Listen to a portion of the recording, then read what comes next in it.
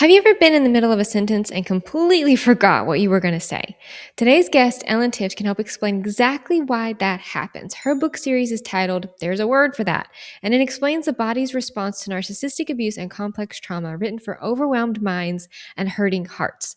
We're talking about why your body won't let you rest, why words disappear under stress, and why you don't have to earn the right to be understood. Let's get started.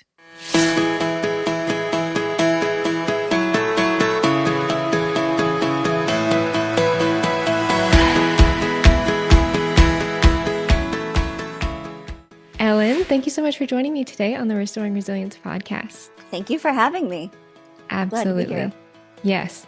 Well, so excited to dive in. We are going to touch on your newest book, which is Navigating Complex Trauma. So we're going to cover all about how the brain and body responds to narcissistic abuse, to complex trauma. And I love that the way that you frame it in the book, because you use metaphors, you use concept, you use stories, things that are very relatable. It's not just like a textbook where, you're going to read, oh, this is gaslighting, or this is, a definition of something. You're going to be able to see yourself in the book.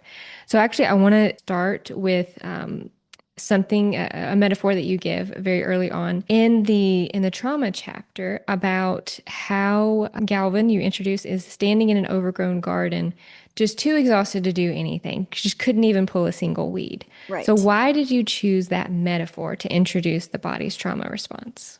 Yeah. So first of all, I just want to say I choose unusual names for my characters. And usually I just go to the baby name website and pick an unusual name because I don't want everybody knows somebody named Sheila that they have a bad association with. You know what I mean? Not, No offense to anybody named Sheila, but you know what I mean?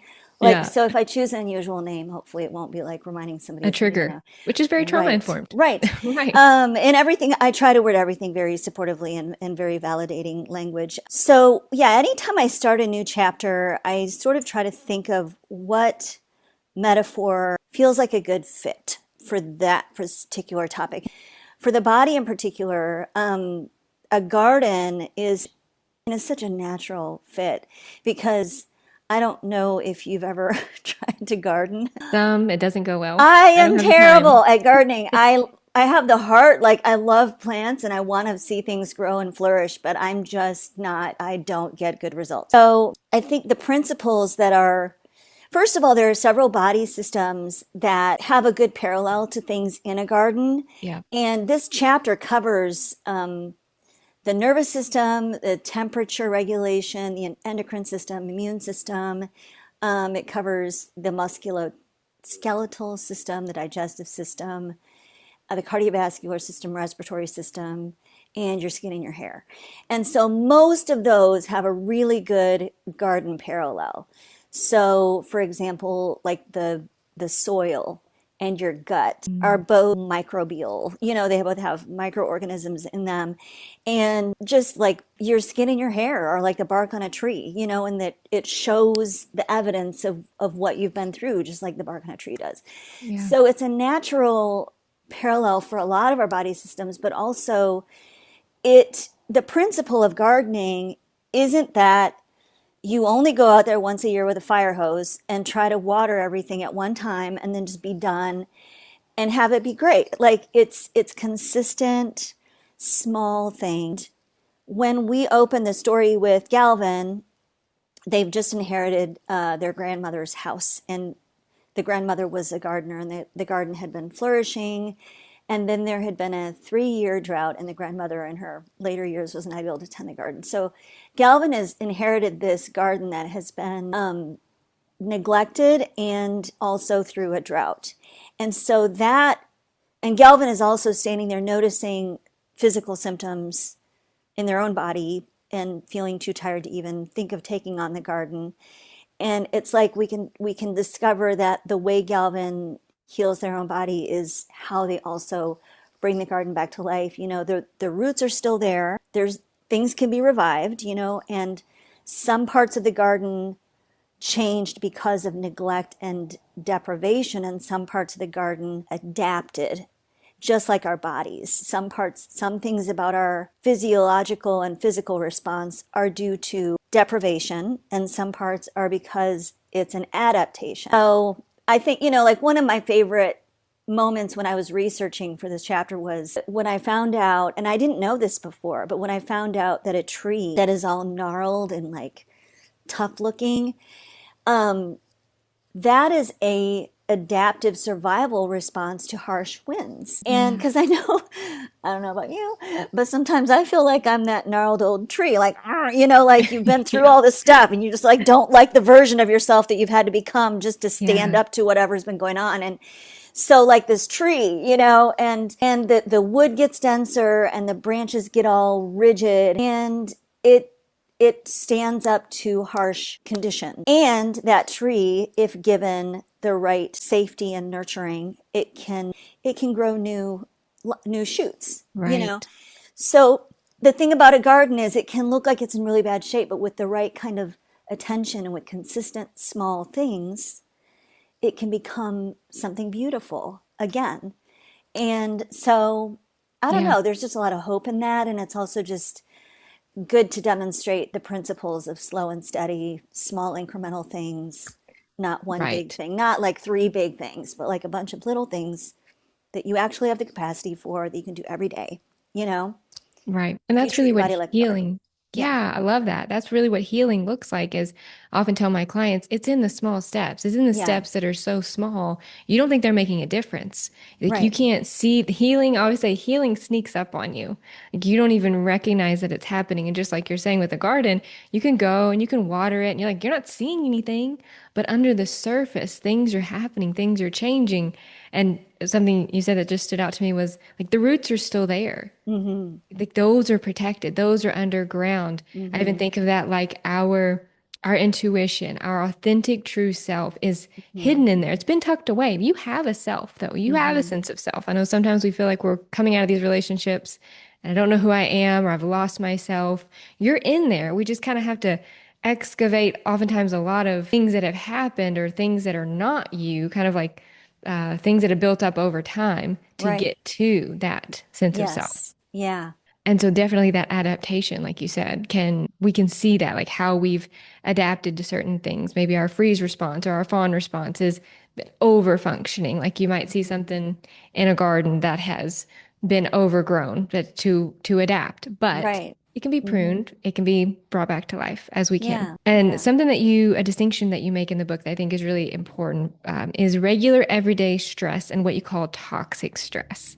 So this was Right. really helpful. So can you explain what that difference actually is and why it matters so much for trauma survivors?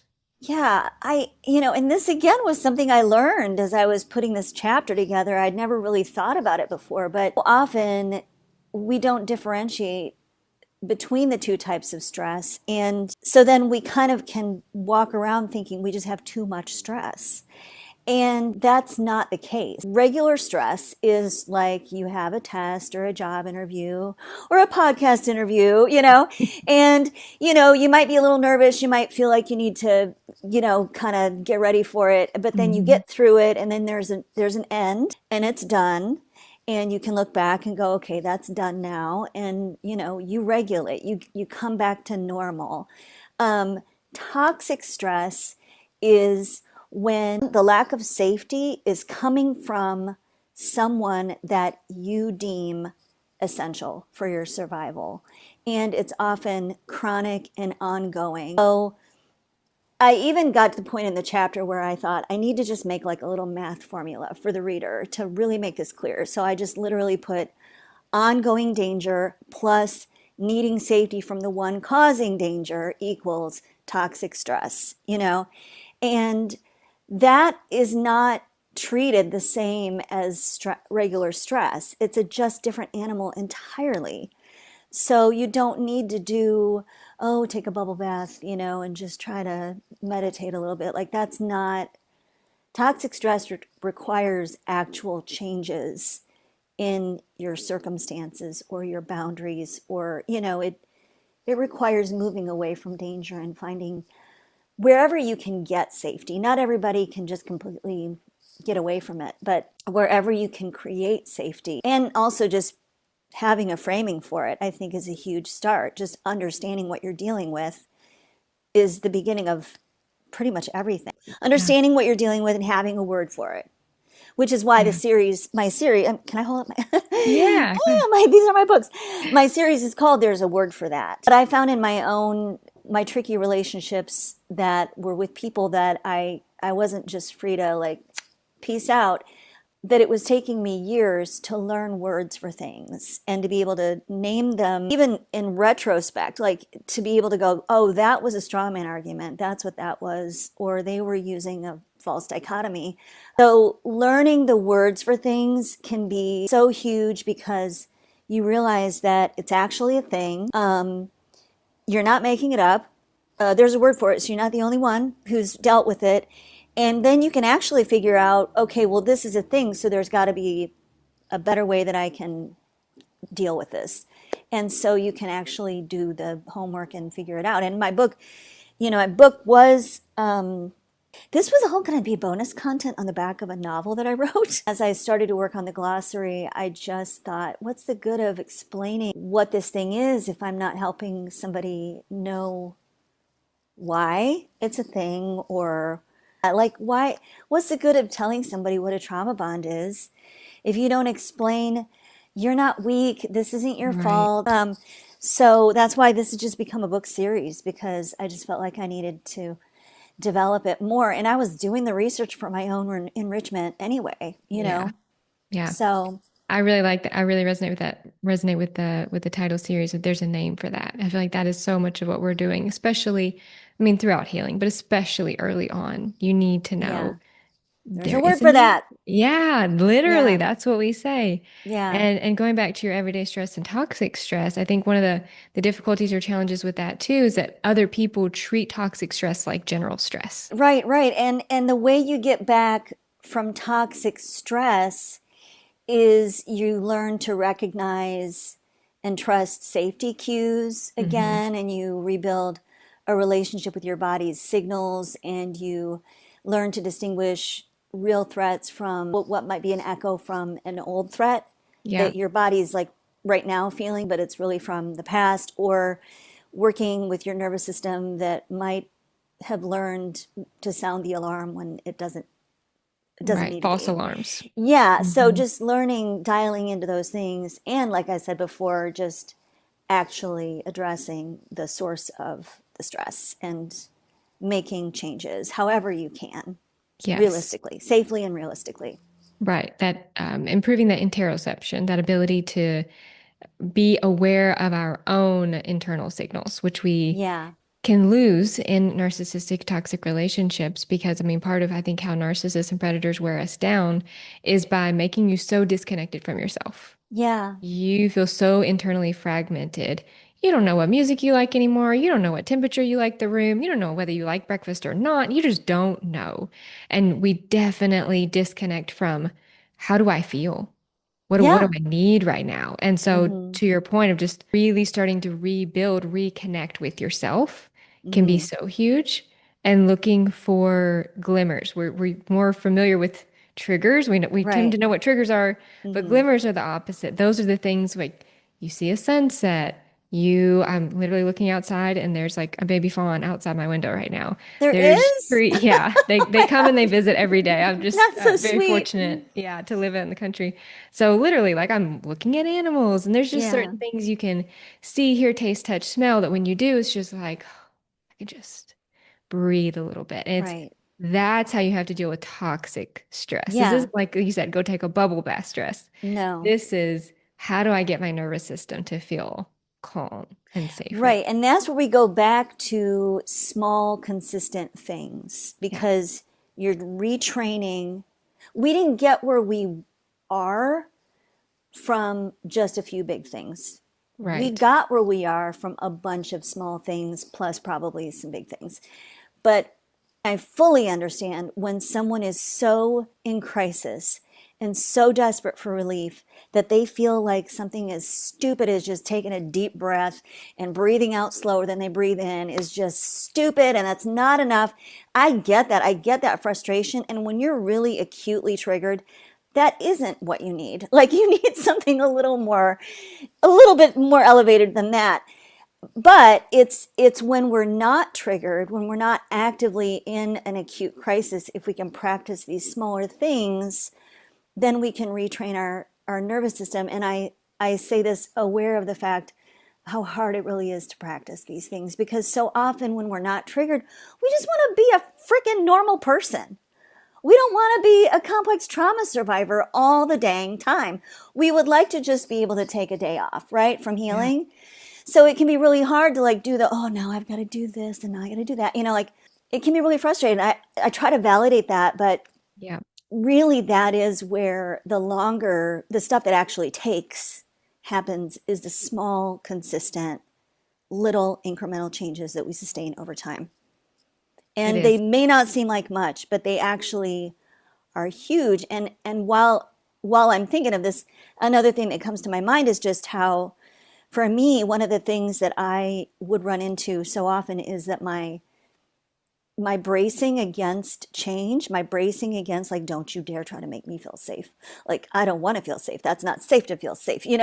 And so larger measures of attempting to heal or to find safety registered as unsafe for me because I wasn't going to be tricked. I wasn't going to be tricked into feeling safe. So when I finally went to a somatic experiencing practitioner, and what she did was so just gentle, and it was actually quite profound because it stayed under my radar.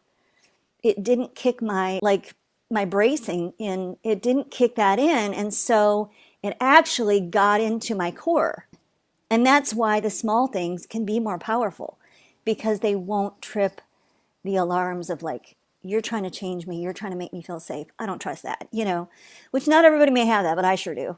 I think that's very relatable. Yeah. Absolutely. It doesn't feel safe to feel safe. Yeah. Like that, I think, is one of the most unfortunate and damaging and long lasting that takes us a while to heal from parts of narcissistic abuse and complex trauma is that it interrupts your ability, even if you leave that relationship, even if you get out of that. And a lot of people think, well, I just need to get out of this relationship and then I'll feel better. It's kind of like I'll be a rubber band, I'll bounce back. Mm-hmm. I'll be able to just go back to normal. I just need to get away from this person. I just need to get away out of this toxic relationship. Unfortunately, that's what a lot of other people see too. You're out. Why aren't you just happy now? You moved on. You don't have to talk to him or her anymore. Like you're good. And that's not the case. Like it can affect your ability to feel safe even in new relationships or to discern safe versus toxic people after that. Everything is an alarm bell. Like everything can feel like a red flag. Yeah. And also, we're dealing with a spectrum here. So it's not like Hmm. there's safe people and unsafe people. There are people all along at different degrees of emotional safety and not.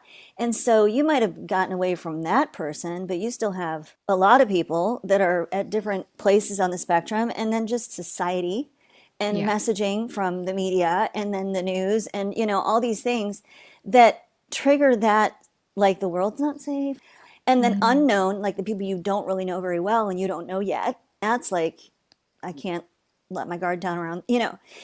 I wonder, would you mind sharing what do you think was different about your somatic experiencing practitioner that stayed under the radar? Like how did they build safety? So it was really interesting because I had been doing EMDR for maybe 7 years with the same practitioner. And I had been stuck, just stuck, just not moving past something. And she had learned not to ask me to give like on a scale of 1 to 10 or on a scale of 1 to, like, she had learned, I don't want to let the number go down. Like, I don't want to let that number go down. So she would stop saying that. But I couldn't afford to like do both at the same time. So I switched to somatic, and I was no longer having to contextualize things quite as much. Like we could just sort of work on my body. And so my very first appointment with her, she used a tuning fork, like a body tuner, and Yeah. she just held it on different, like my sternum. And then and I was like, this is nothing. Like, how much am I paying for this? It didn't feel like it was much. And we even talked like the first 40 minutes. So there was only like 15 minutes of even doing anything. But when I came home that night, I got one of my stomach aches that I normally only would wake up with at 2 a.m. And in this chapter, I write about Galvin getting stomach aches at 2 a.m. And that's straight out of my life. But not every, these are not all my stories, but I do put some of my things in there. And so the 2 a.m. stomach aches was a real thing where I would wake up and I learned that I have to take pain medication immediately. And I would be like sweating and just feeling like I was going to pass out from pain. And I would never get those during the day. And I went to my first somatic experiencing appointment, and by 6 p.m., I had one of those stomach aches. And I texted her and I said, I mean, this seems really weird. Like, I can't imagine that this isn't related to what we did today. She said, yeah, that kind of stuff happens where your body is just sort of processing something. And it was so subtle what she did. And then another thing she did was she had her like resonating bowls that she was doing, and I was holding the buzzers. So it is a little bit of EMDR, but she was taking me through just like a visualization as the buzzers would go, and she was doing the things. So it's a sonic sound bath and all this stuff, which I know a lot of people probably think is really woo woo and all that. But hey, you know what? Don't knock it till you try it. Yeah. But, and I remember I was saying, oh, my brain keeps jumping to, this or that, because I'm a very project driven person. So I often just start thinking about my project or thinking about the chapter I'm writing or whatever. And I just said to her, yeah, I'm just really distracted right now. I'm just thinking about this thing. And instead of that whole attitude of like, I gotta push that away. I gotta focus back on this. She was like, why don't you just invite that in? That's showing up for a reason. Just invite that in. And it just sort of pivoted from feeling like I needed to try to stay on a certain lane to just allowing the thoughts bouncing, just whatever showed up, just allowing it. And I'm not saying that that doesn't happen in EMDR, but it's my own way of processing things. It just felt like I actually started to cry when she said, just let that show up, let that be here, because it was so against my instincts, which is get with the program, make it happen, do it the right way, For me, the parallel is kind of like if somebody said they were afraid of heights. And then you'd say, well, do you think you could get up on this ladder? Oh, no, I couldn't get up on a ladder. Well, what about this little step ladder? No. What about a step stool? No. Okay, could you stand on the sheet of paper? Well, sure. I can stand on a sheet of paper. That's nothing. Okay. It's subtle, Yeah, right? And what you were saying that stood out is it doesn't feel like enough. Like right. what is healing and safe? Because I can totally see this in my own therapy work and then with clients, sometimes we come in and we can be so focused, like, I've got to address this. I've got to fix me. I got to figure this out. And what you're saying is she just approached it like, let all of you come here. Like whatever parts of you, whatever thoughts you have, it wasn't like this pull that we might feel sometimes if anybody has, I know everybody wants to know what kind of therapist can you find or who you Mm-hmm. should go to. If you ever feel like your therapist is like pulling you or just expecting you to do something where there's that tension of like they want you to do this, this, and this, that might probably is not the best fit, probably not a Not trauma for informed complex therapist. trauma. Not for complex No. trauma. Yeah. Yeah, because I'm totally thinking of the way that I lead my clients and then my therapist. It's just you just come and you get to talk and there's no judgment and there's no criticism. Yeah.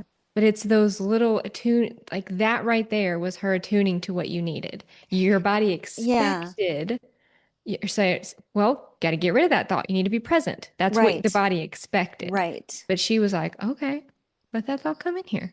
Yeah. And that was just like, oh, okay. And obviously that hit something because you started crying, which Yeah. tells me your nervous system felt that safety. So Mm-hmm. that release of to be able to cry because you felt safe in Yeah. that And moment. we all kind of struggle with perfectionism, right?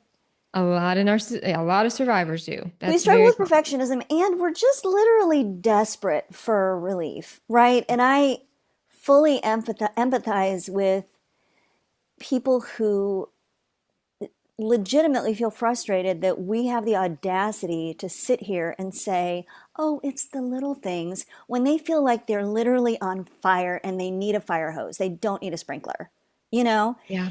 And I fully empathize with that because I've been there myself where I have had to go to the ER because I cannot get out of this panic attack right now. And Yeah.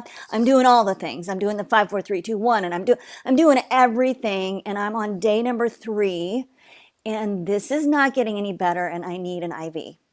I've been there. So we don't want to shame, Mm-mm. we don't want to shame anything that somebody might need as long as it doesn't become more of a problem for them in the long term. I mean, we don't want to shame that either. We want to Right. validate, You got to do what you got to do.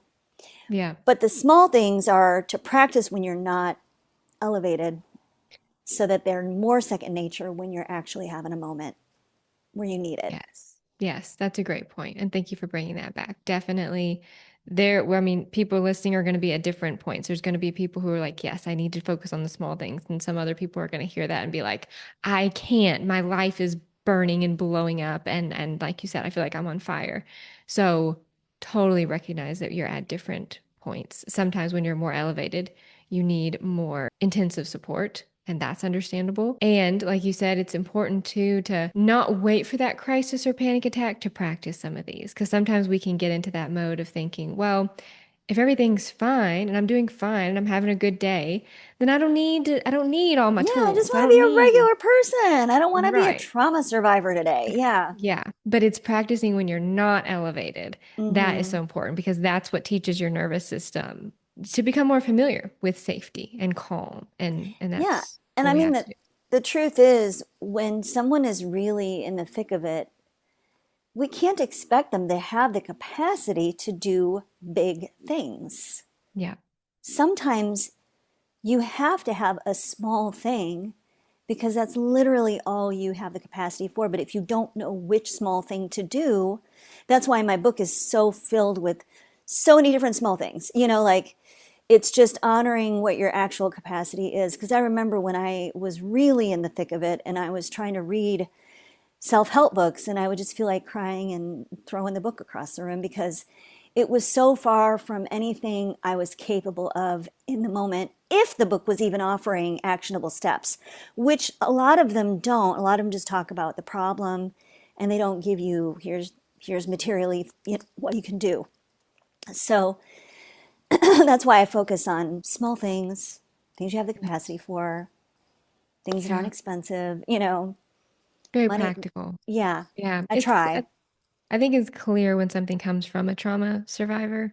There's just those little nuances of you understand things that other people don't. So I definitely hear that. And I hear that you put that in the book. And that makes me think of something else I wanted to talk to you about was that a lot of what I hear from survivors is the like a startle response that's always Yes. on. Being jumpy, we're on edge, Mm-hmm. reactive to things that we can think, like, what is wrong with me? Why, like, that's normal. The car door just shut, or I just heard somebody come in, or the pin fell off of my table. Why am I jumping at that? But can you tell us a little bit more about what is that startle response and why is it one of the most just misunderstood symptoms of trauma? Yes. So we all know that involuntary feeling, and I even say specifically in my book, I don't often give personal examples, but in my book, like I mentioned, like anytime a male family member's voice comes from a room next to me where I didn't, I'm always like, oh God, and I'm like, I know I live with someone who has a low voice. I know they're in the house, but I just can't keep myself from doing that. And it can be really frustrating because it happens when we don't know what's going to happen. We have no control over it. And then it's after the initial jolt. Somebody with a regulated nervous system, even though the scare is over in a second, they might need a moment for the adrenaline to kind of go down, but it doesn't take as long. But for people with CPTSD, the adrenaline dump doesn't just evaporate. Our heart keeps pounding. We might feel shaky, irritable, want to cry, kind of wired later. And, it can be like even a half hour later, you still feel really janky inside. And nobody wants to feel like that. Like that's legitimately frustrating. And it can feel, I know, I can feel low grade despair over something like that because it's like, is this my destiny? Is this just what my life is, And you can't control it. And the goal isn't to never startle. The goal is because, it is a healthy reflex, but the goal is just to reduce the intensity and the time it takes to come back down. And your nervous system, needs to learn that the thing that startled you wasn't an actual threat to your safety. But all the things that we've been talking about with retraining the nervous system, it's not like there's something just for the startle response that like that's special for that. Like it's all the things that just generally help you regulate your nervous system, that can help you come back down more quickly after a startle. And you can employ the things actively, but also if you're doing daily maintenance, just like in a garden, if your garden is well watered, then when the sun comes blazing out, it's not going to cook all the plants because they've got water in the roots, well established roots. It can go down deep. Same with our nervous system. Like if we're tending to it daily, if we're regulating it daily, that is what will help us to come back down after a startle. Yeah. But it is frustrating. It's really frustrating. As you were just describing that, I was remembering a survivor talking about a very similar instance where two men came to their door and rang the doorbell, and it was unexpected. Like they were basically at the wrong house, Mm-hmm. but these two men just came to the door and they rang the doorbell and knocked on it. And this survivor, she could hear them talking out, like those male Mm-hmm. voices. And she's like been in therapy doing the things, and she got so frustrated with herself because she was really shaken up by that. Yeah. And it's exactly what you're describing. And so I think the fight or flight system gets turned on in narcissistic abuse. It gets exploited, it gets hijacked.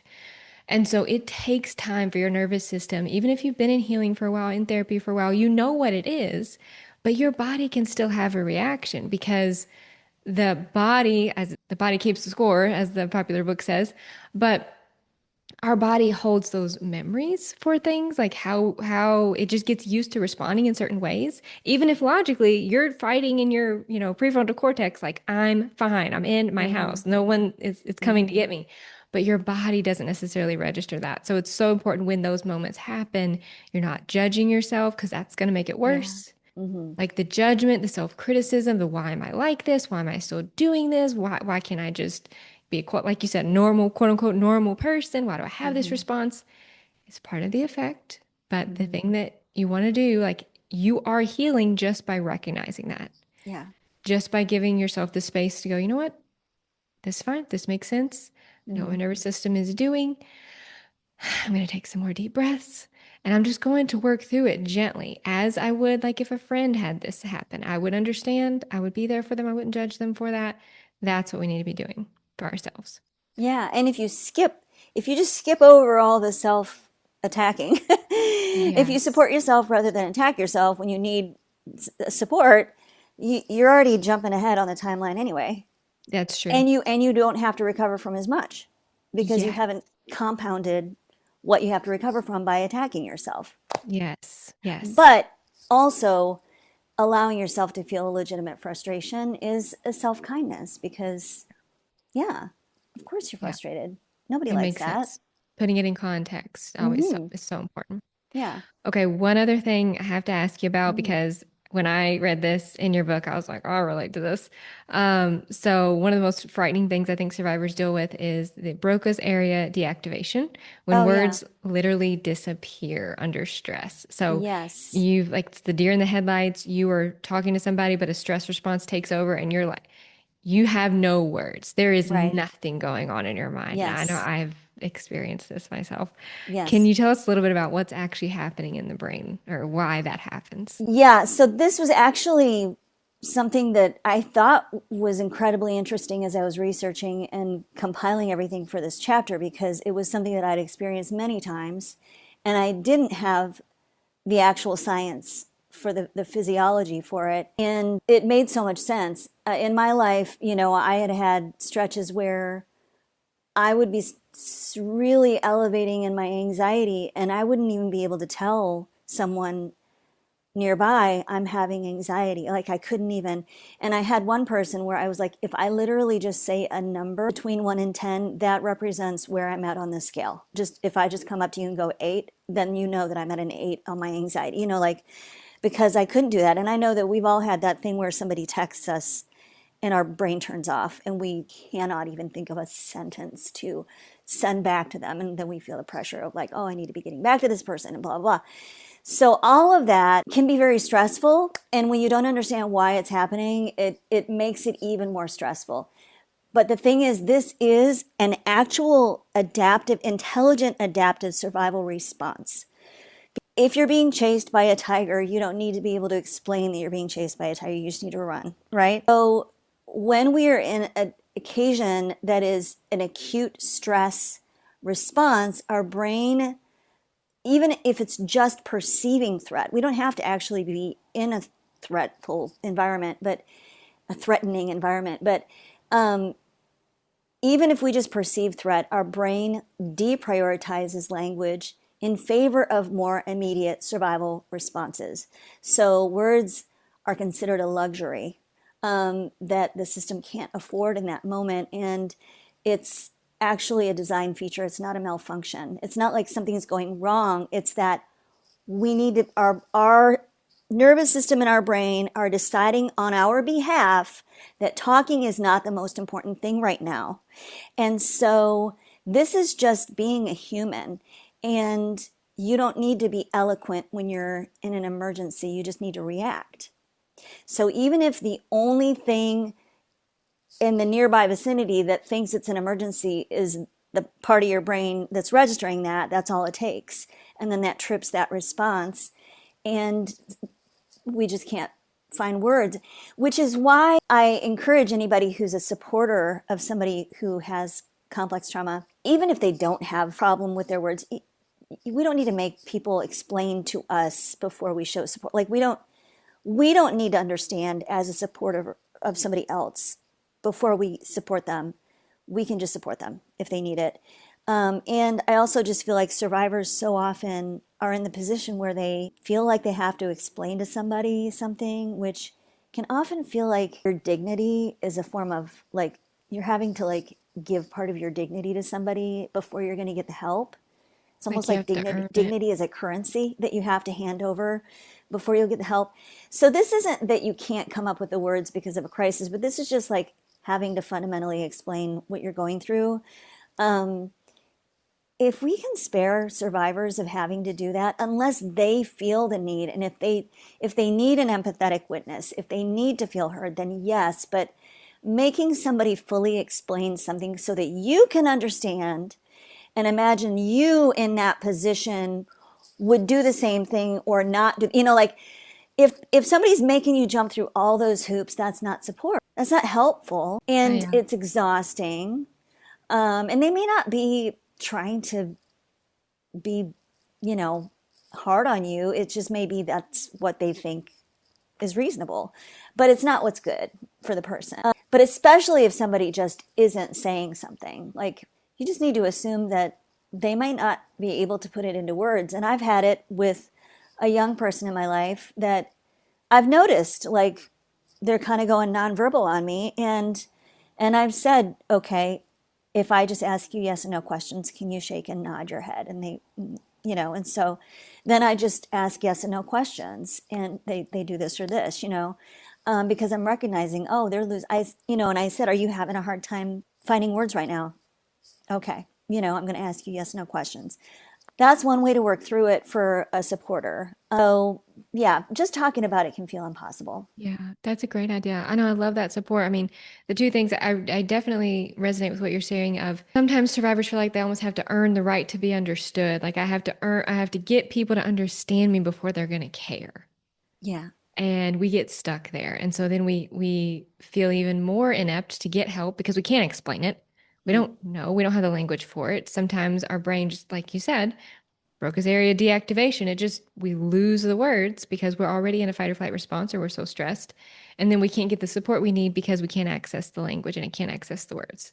And what you're saying is so valid and so empowering. You don't have to be able to explain it to deserve support or to deserve understanding or for somebody to just be there with you or care about what you're going through. And you're giving great advice. If you see somebody like that, you don't have to get them to, hey, what are you going through? Hey, what's going on? You don't have to pull it out of them. Sometimes that's not safe. Sometimes the brain is registering that it's not safe to use words right now. Like I don't have, like you said, the luxury or the ability to be able to pull that right now. I just need somebody to be with me. And Yeah. so just having somebody to be present and like you said, asking simple yes no questions they can just shake their head to. That's so intuitive. I love that. Thank you. Yeah. And honestly, if somebody keeps needling you for information, that can make it even more unsafe. It can absolutely, it It can could drive make you it further take and further. longer for you to even be able to find your words. Right. Can push you more and more into a fight or flight response. Hmm. It's like this person does not understand. And if they don't Right. understand, that feels unsafe. Yeah. Make it worse. Yep. Like taking care of a garden. I think Yes. there's even an app, and I can't remember what it's called, but there is an app where you go and take care of an animal or a garden or something each day. Like you go water Oh, it or you go, yeah, Kinder World, maybe that might be the app. okay. There's a little app like literally for that. So you're nurturing, the garden or you're nurturing the Hmm. pet in this app, but it's like you're nurturing yourself. It's like taking time to do that. That's So cute. yeah, it resonates. You have shared so much with us today. So my last question, just that I ask everybody on the podcast, is what's one thing that somebody can start doing today to restore their resilience? Resilience is something that can only start happening when safety is created. And safety, I think, starts in your own mind. It starts in the way that you talk to yourself. You have control over that. You can still be exactly in the same situation in your life, but if you start talking to yourself with compassion, that right there is your first safety checkpoint. And once you can start doing that, you can also stop abandoning yourself, which is also entirely inside of you. And that also creates more safety. And as you stop abandoning yourself, you begin setting boundaries and holding them. Naturally. Yeah. And so all of that is all right inside of you. Nothing around you needs to change for those things to happen. And as that safety becomes more regular and consistent, then resilience is just a byproduct, I think, of that. And that's such practical advice. Yeah. Yeah. You can start right now just how you talk to yourself. Even speaking kinder to yourself Mm. Yeah. is going to create more safety and therefore build more resilience. Well, Ellen, thank you so much for being here today. Where can people connect with you, find you? So my website is ellentift.com. That's my author site. Mostly Substack is where people can see my most regular publishing. I put installments of chapters on Substack, but you can go to my website and find my Substack, but I'm just Ellen Tift on Substack, so it's not hard to find me.